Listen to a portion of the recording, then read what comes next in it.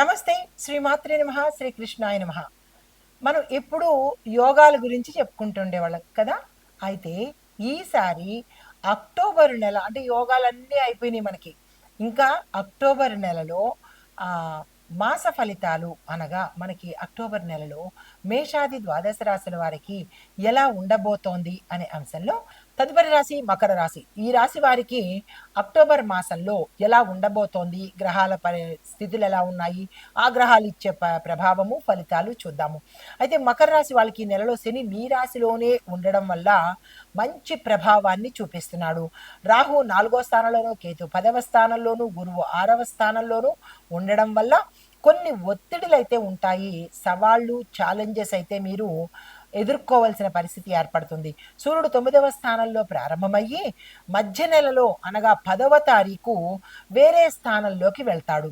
బుధుడు, శుక్రుడు, కుజుడు సమయానుకూలంగా ఉద్యోగంలోనూ రిలేషన్స్లోనూ ఆర్థికం మీద ప్రభావాన్ని చూపిస్తుంటారు.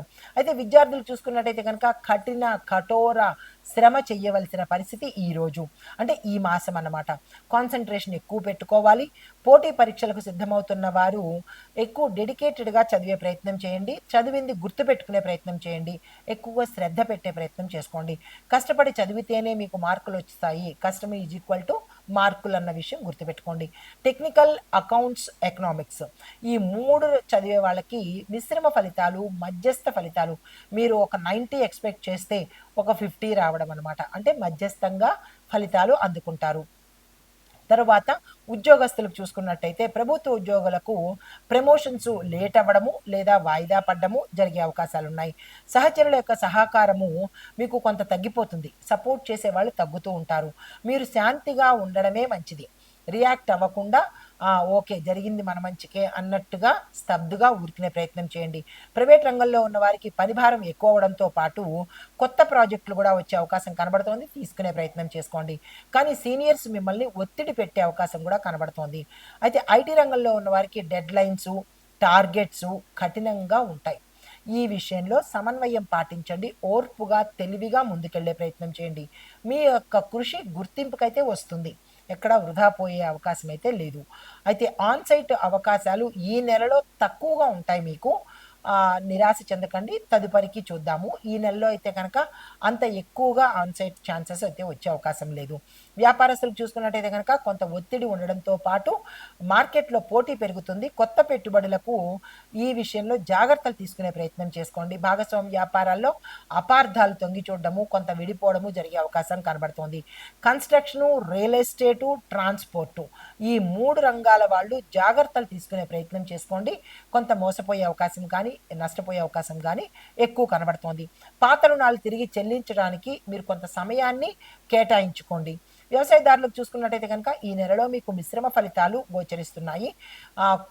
కొన్ని పంటలకు నీరు, ఎరువు ఎక్కువగా అవసరమవుతాయి. వాటిని సమకూర్చుకునే ప్రయత్నం చేసుకోండి. పశుపోషణలో ఖర్చులు పెరగడము, దీంతో పాటు పంటల మీద పురుగుల దాడి కూడా ఈ సమయంలో ఎక్కువ ఉంటుంది.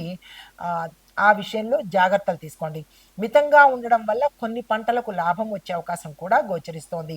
రాజకీయ రంగంలో చూసిన వాళ్ళకైతే కనుక ఈ నెలలో మీకు విరోధులు ఎక్కువగా పెరిగే అవకాశము, విమర్శలు ఎక్కువగా ఎదుర్కోవడము, దీంతో పాటు పెద్దల యొక్క సహాయ సహకారాలు ఈ మాసంలో మీకు తగ్గిపోతాయి పూర్తిగా. ఎవరు సపోర్ట్ చేయలేని పరిస్థితి ఈ సమయంలో కనబడుతోంది. ప్రజలతో అనుబంధం మీరు ఎక్కువగా పెట్టుకునే ప్రయత్నం చేయండి. అంటే సాధ్యమైనంత వరకు ప్రజల్లోకి వెడుతూ, ప్రజలతో మమేకమవుతూ, ప్రజలతోనే పనిచేస్తూ ఉంటే కొంత మంచి జరిగే అవకాశం కనబడుతోంది. అయితే మీరు సహనంతోనూ, వ్యూహంతోనూ ముందుకెళ్తేనే తప్ప నేమ్ అండ్ ఫేమ్ నిలుపుకోలేని పరిస్థితి కనబడుతోంది. ఈ విషయంలో జాగ్రత్తగా ఉండండి. కుటుంబ పరిస్థితి చూసినట్టయితే కనుక కొన్ని విభేదాలు వచ్చే అవకాశం కనబడుతోంది. దాంపత్య జీవితం కొంత ఒత్తిడిగా నడిచే పరిస్థితి గోచరిస్తోంది. పిల్లల విద్య మీద శ్రద్ధ పెట్టండి. కొంత ఇబ్బందికరమైన వాతావరణం ఉంది. ఆస్తి, ఇల్లు, వాహన విషయాలలో వాదోపవాదాలు చెలరేగడము, ఇంట్లో కానీ బయట కానీ వాదోపవాదాలు జరిగే అవకాశం కనబడుతోంది. దాన్ని ఎలా చాకచక్యంగా నెగ్గుకొచ్చే ప్రయత్నం చేసుకోండి. పెద్దల ఆరోగ్యం మీద దృష్టి పెట్టే ప్రయత్నం చేయండి. సహనము, సహకారము వహిస్తేనే మీ పరిస్థితులు చక్కబడతాయి.